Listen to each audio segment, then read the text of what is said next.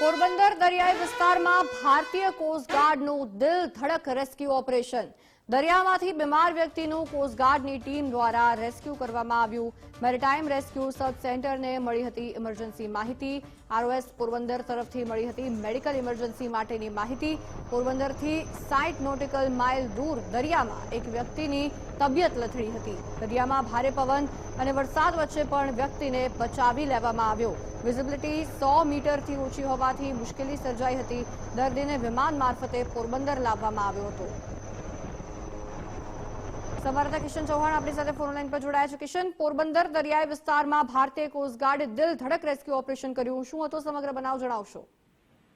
જી, વાત કરવામાં આવે હાલ વરસાદી સિઝન છે એટલે દરિયામાં પણ વરસાદી વાતાવરણ હોય અને પવનની સ્પીડ હોય તે વચ્ચે એક જહાજમાં એક નાવિક તબિયત લસી હતી. એક નાવિકની તબિયત લસતા કોસ્ટગાર્ડની મદદ લેવામાં આવી હતી. કોસ્ટગાર્ડના વિમાનની મદદથી આ નાવિકનું રેસ્ક્યુ કરવામાં આવ્યું હતું અને પોરબંદરની કોસ્ટગાર્ડ એન્કલેવ જે સેન્ટર છે ત્યાં એને સારવાર માટે ખસેડવામાં આવ્યું હતું અને સારી જહેમત બાદ કોસ્ટગાર્ડે દિલ ધડક રેસ્ક્યુ ઓપરેશન હાથ ધર્યું હતું. આભાર કિશન, સમગ્ર વિગતો બદલ.